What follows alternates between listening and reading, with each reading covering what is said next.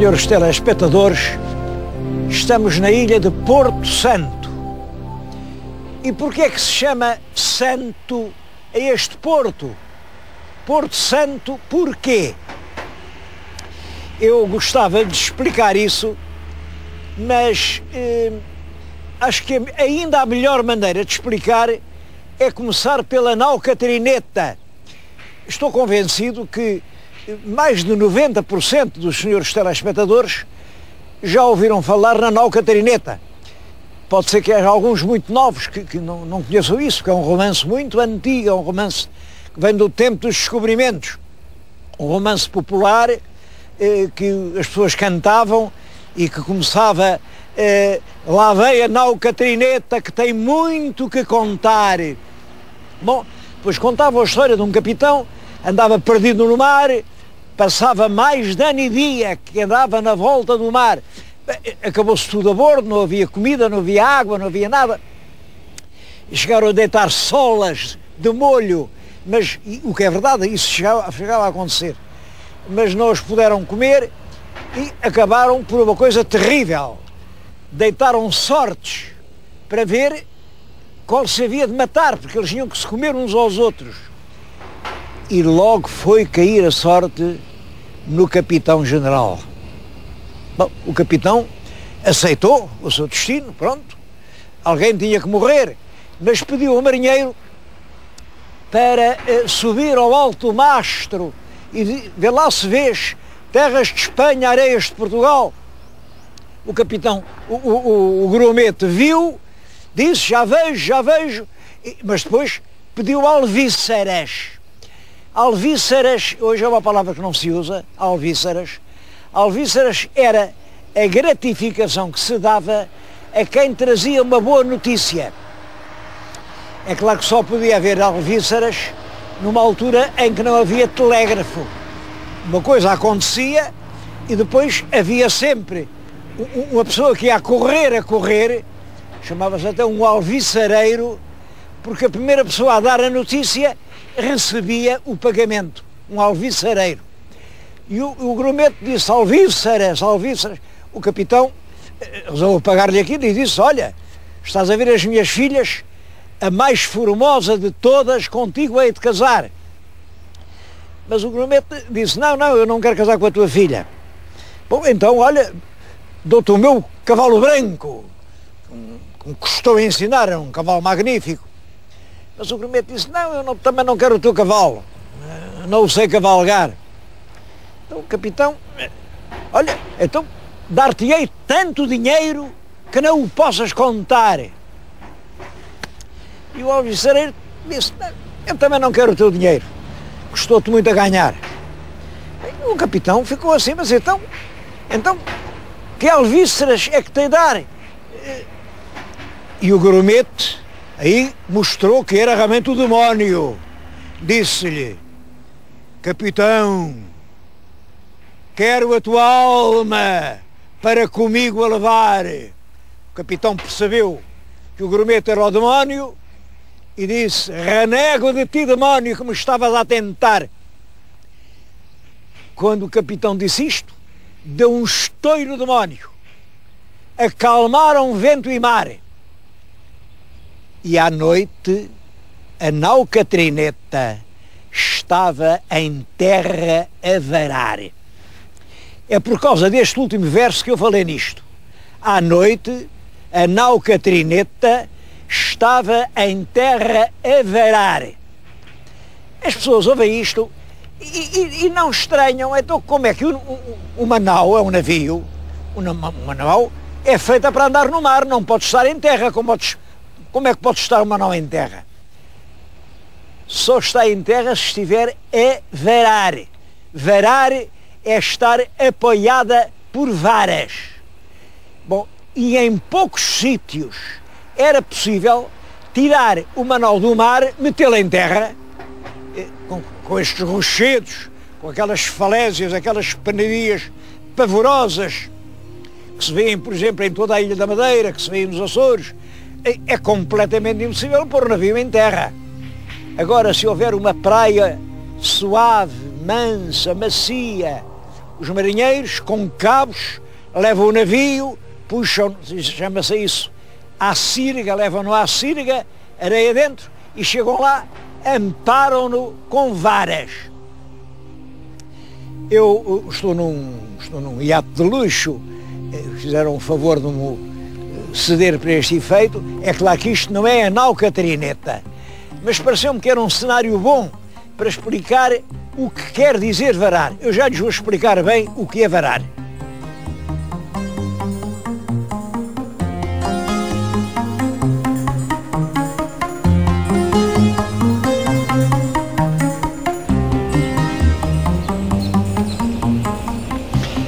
Ter um navio em terra a varar significava tê-lo apoiado por um conjunto de varas como esta.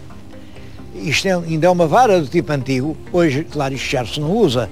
Hoje há sistemas, enfim, de suporte muito mais seguros, mas antigamente era só com varas destas. É claro que era preciso varar o navio quando havia uma avaria no casco, qualquer coisa que era preciso remediar e, portanto, isso não se podia fazer no mar. Então, o navio era levado para terra, posto a varar e procedia-se à reparação. Muitas vezes era até a limpeza do casco, porque isto, muitos meses dentro d'água, criava limos que corroíam as madeiras, era preciso realmente querenar, chamava-se isso, querenar o casco. Bom, e o navio tinha que ter um sítio onde pudesse varar. Ora bem, aqui, nestes mares, acho que só há um sítio para pôr o navio em terra a varar. E eu vou-lhes mostrar qual é esse sítio. Aqui temos um areal extensíssimo. Este areal tem cerca de 9 km, desde aquela ponta além. Os navios podiam aqui realmente ser puxados para a areia. Aqui eram varados e reparados. Além do sistema de varar o navio, também havia outro sistema que era o de os encalhar. O que era encalhar? Era meter numa calheta. A calheta é uma calha pequena, onde o navio tem pedras, o navio entrava ali, quando descia a maré, o navio ficava normalmente apoiado nas próprias pedras. Pois bem, ao fundo deste grande areal, existe uma calheta. Ainda hoje o lugar se chama a calheta. Era ali que os navios podiam entrar, parar e depois, quando voltavam a maré alta, eles voltavam a entrar no mar, sem necessidade de os puxarem à mão. Estou-lhes a dar as razões que levaram os mareantes desde há muito, muito tempo a chamar a este lugar um Porto Santo. Quando havia tempestades terríveis no mar, quando ao longe não se avistava nenhum sítio onde eles se refugiassem ou recolhessem, havia aqui, nesta ilha, esta grande praia, onde podiam pôr o navio na praia a varar, ou havia além aquela calheta onde eles se podiam recolher. Por isso, a Ilha de Porto Santo, desde uma grande antiguidade, aparece na história. Também lhes vou falar nisso. A Ilha do Porto Santo está ligada, muito ligada, ao descobrimento da Madeira.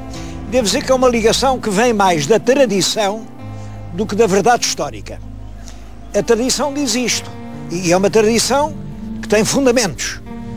Diz que o João Gonçalves Zarco e o Tristão Vaz tinham ido descobrir até a costa da África, por ordem do infante Dom Henrique, e que depois, quando voltavam, apanharam uma tempestade pavorosa, foram atirados para o meio do mar com ondas horríveis e eles já desesperavam completamente de viver. Pronto, olha, davam-se por mortos, seja o que Deus quiser, quando de repente viram diante deles uma ilha com um rico areal, e ali ficaram, ali se salvaram. E claro, uma ilha que salva a nossa vida é uma ilha santa. A palavra santa aparece muitas vezes para designar aquilo que nos salva. A erva santa, uma terra santa, tudo o que salva é santo. E isto, devo-vos dizer, tem uma base que aparentemente é muito importante.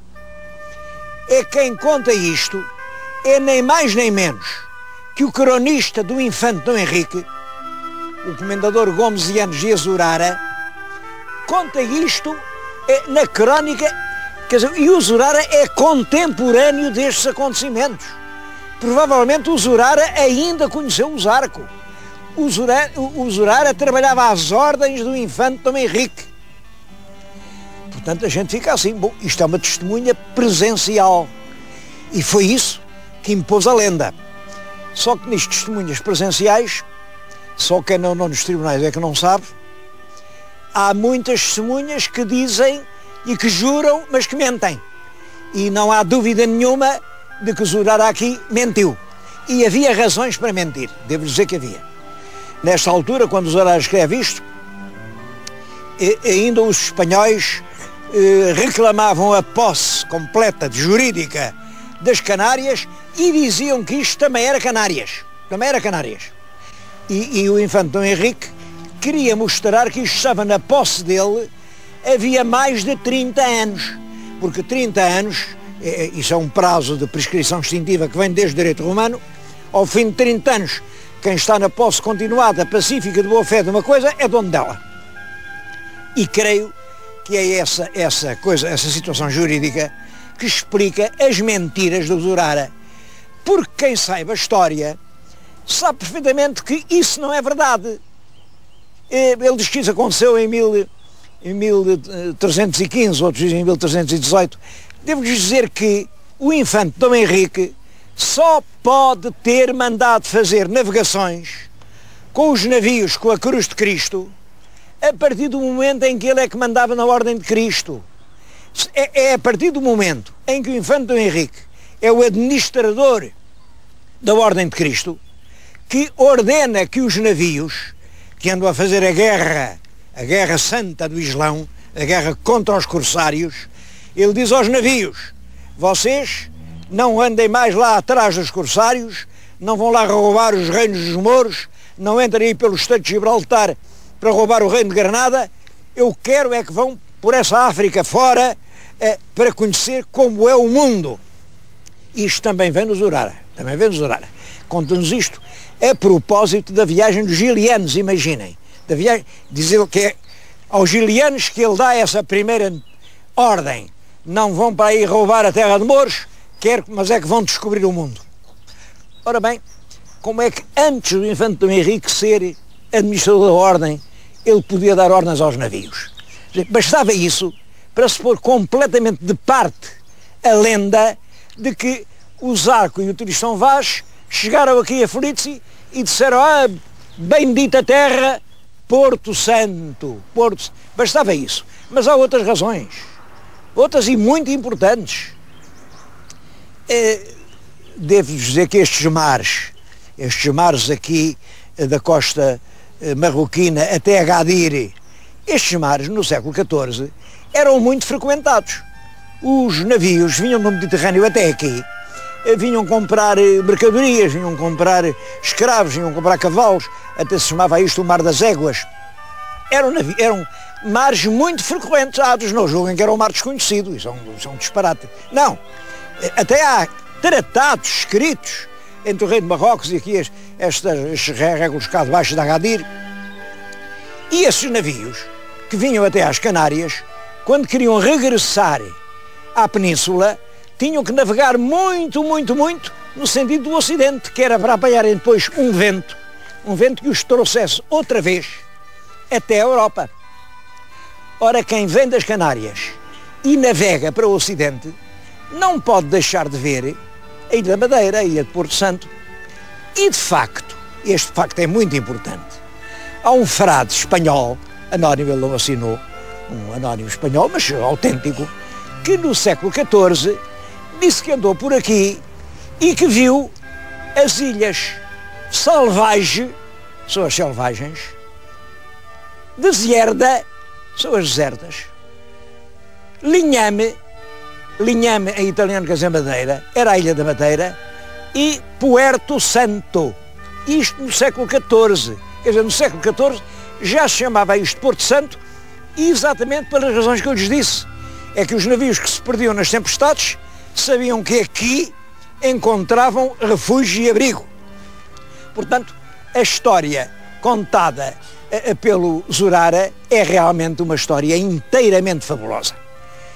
O que é verdade é que, reparem o seguinte, o tal frade anónimo, as ilhas que ele diz que viu são a Selvagem, está bem, as ilhas selvagens, as Barvias, as portanto desertas, Linhame e Puerto Santo. Como é que ele sabia que as desertas eram desertas e não chama desertas às outras? Porque elas eram todas desertas. Nestes 4 grupos de ilhas não havia um habitante, um. Porque é que ele só chama deserta àquela? Só há uma explicação. É que só naquela é que eles tinham desembarcado. Só naquela é que eles viam que não havia ninguém. E, portanto, as outras tinham este nome. Olhem, o Linhame é porque tinha uma floresta imensa, imensa. O Porto Santo é porque tinha esta praia magnífica, magnífica. Agora, ninguém tinha ousado penetrar esse matagal bravio e misterioso. Não se sabia que mistérios e terrores podia haver lá dentro. E os primeiros a fazê-lo foram, de facto, o João Gonçalves Zarco e o Tristão Vaz, por ordem do infante Dom Henrique, na sua qualidade de administrador apostólico da Ordem de Cristo. Chama a atenção para isto, que muitas pessoas esquecem. Os navios dos descobrimentos levam pintados nas velas a cruz de Cristo. Porquê essa cruz e não outra? A cruz de Malta, ou a cruz de Avis, ou a cruz de Santiago? É por uma razão. Essas viagens são financiadas pela Ordem de Cristo, que tinha a sua sede em Tomar e cujo administrador era o infante Dom Henrique. O infante Dom Henrique serviu-se dos imensos rendimentos da Ordem para organizar essa espantosa missão de descoberta do mundo. Portanto, o facto de haver em mapas do século XIV referência a ilhas desertas que os navegadores viam ao longe, mas não tinham coragem de lá pôr os pés, não tira em nada brilho nem prestígio a este facto fundamental. Estas ilhas entram na história da Europa pela mão dos portugueses, concretamente por ordem do infante Dom Henrique e depois por a ação de 2 grandes navegadores, o João Gonçalves Zarco e o Tristão Vaz. Muito mais o Zarco que o Vaz. Zarco era realmente um grande organizador e Vaz não revelou que fosse isso. Eu estou-lhes a dizer isto diante de uma estátua que não é de nenhum deles. E isto não é a estátua nem do Zarco nem do Vaz, nem sequer do Bartolomeu Prestrelo, e era justo que fosse do Prestrelo. O Prestrelo foi o primeiro donatário da ilha do Porto Santo. Mas não, é uma estátua também de um navegador que está relacionado aqui com a ilha. É nem mais nem menos que o grande Cristóvão Colombo. E é justo que lhe tenham feito aqui uma estátua, porque o próprio filho do Colombo, ao escrever a história do pai, diz que o pai casou com uma filha do Prestrelo, do homem que tinha sido o primeiro donatário aqui do Porto Santo, e que o que a mãe lhe levou, que a mãe era pobre, o pobre do Bartolomeu Prestrelo perdeu aqui tudo quanto tinha, tudo, porque esta ilha não enriquecia ninguém nessa altura. Esta ilha hoje é rica, tem um ouro chamado turismo, mas no século XV não havia turistas. O que havia era água, e isto não tinha água. Tinha muito pouco, enchia um barril ao fim de um dia. Bom, assim ninguém se governa, e portanto foi-se embora, e é com a filha desse Prestrelo que o Colombo vai casar. E herdou um baú com papéis, com mapas, com indicações marítimas, que o Bartolomeu Prestrelo tinha deixado à filha.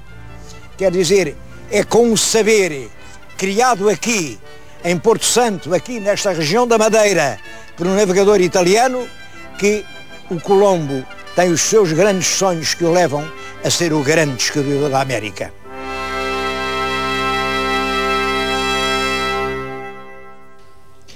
Por isso existe aqui em Porto Santo uma Casa de Colombo, que é um pequeno museu, está na nossa frente, veem aquela casa, é muito provavelmente a casa do capitão Donatário, que era o pai da mulher de Colombo.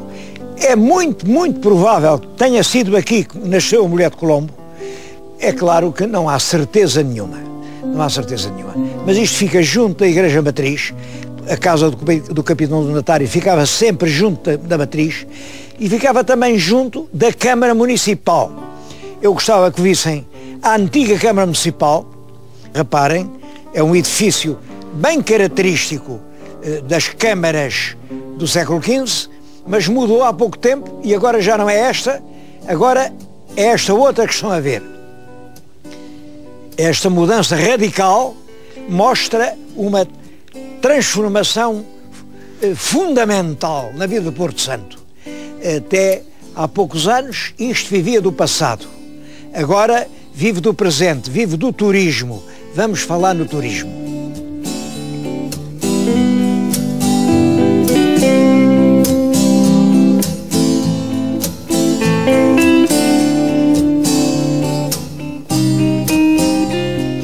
Eu devo-lhes dizer que o turismo aqui é relativamente moderno, porque a ilha tem um passado de dificuldades. Isto não tinha água, havia pouquíssimas fontes, umas fontes gota a gota, e não havia água doce. Mesmo muitas das fontes davam já uma água salobra. Olhem, eu lembro-me bem, eu estive aqui há meia dúzia de anos, pedi um café e o café sabia-me a água do mar. Bom, é claro que isso era difícil, fazer turismo com água salobra. Mas houve um esforço enorme, enorme.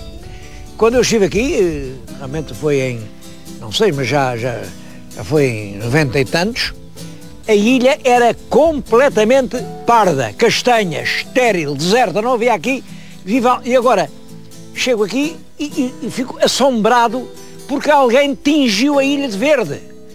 E onde não havia uma lágrima de água, eu agora vejo lagoas, estão aqui lagoas. Como é que isto foi possível?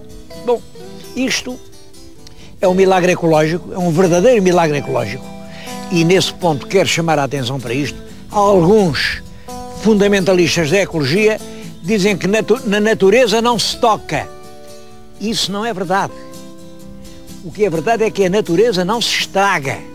Não pode mudar a natureza para pior. Mas benditas as mãos que consigam transformá-la em melhor. E aqui aconteceu um milagre. Isto que há meia dúzia de anos eram realmente encostas escalvadas, pedregosas. Hoje, reparem, campos verdes, onde não havia uma lágrima, agora há lagoas. Lagoas. Como? Olhem, sugam água no mar, há estações de dessalinização perfeitíssimas. Essa água depois serve aqui para as lagoas, serve para regar os campos, serve para transformar a cidade num jardim. Bom, isso abriu as portas ao turismo. Aqui as grandes datas do turismo, penso que a data mais importante deve-se considerar 1950. É em 50 que se faz um grande aeroporto. Agora é possível vir da Europa aqui em 2 horas. Aliás, um dos hotéis que estão a construir grandes hotéis 5 estrelas aqui, está a fazer a Inglaterra este reclame. O paraíso fica a 2 horas. Imaginem ter o Paris a 2 horas. E eu que ando há mais de 80 anos a caminho do Paris e não consigo chegar lá. Hein? Pois a 2 horas agora fica o paraíso em relação a Londres. O aeroporto foi fundamental, começam a aparecer os hotéis, a praia de facto é um enorme atrativo, é uma praia única, uma praia com areias douradas, maravilhosas, e tudo isso começa a trazer muitos turistas. O que estão a ver é um campo de golfe. O campo de golfe continua a alargar, regado com a tal água já purificada e que traz aqui milhares de turistas por ano. Eu acho muito importante a gente pensar nisto. É possível ainda, aqui na áspera face da terra, o homem fazer milagres. Foi um milagre isto que aconteceu em Porto Santo.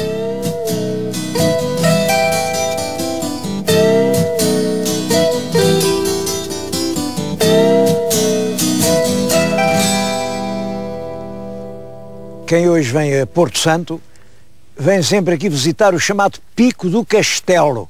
O que é curioso, porque aqui não havia propriamente um castelo. O que havia era constantes assaltos de piratas, de corsários. Os corsários roubavam tudo, levavam os homens escravos e utilizavam as mulheres, pois andavam nos mares semanas e semanas, de maneira que quando se iam navios corsários, toda a gente fugia. Fugia aqui para o alto do monte, que aqui é um monte alto, e lá em cima tinham uns canhões, este é um deles, apareceu, que davam tiros para os corsários não subirem ao monte. Bom, e agora esta história é que é curiosa. Quando chegou aqui a notícia do 1º de dezembro de 1640, portanto da restauração, os canhões estavam a dar salvas de alegria. Nessa altura aproximou-se aqui da costa uma armada com 12 navios da Turquia, com corsários, mas ouviram tantos tiros que pensaram que a ilha tinha uma grande defesa e foram-se embora. Eu fiz em tempos um programa chamado Porto Santo, a Ilha dos Milagres. Vejam lá se eu não tinha razão, se isto não é mesmo uma ilha de milagres.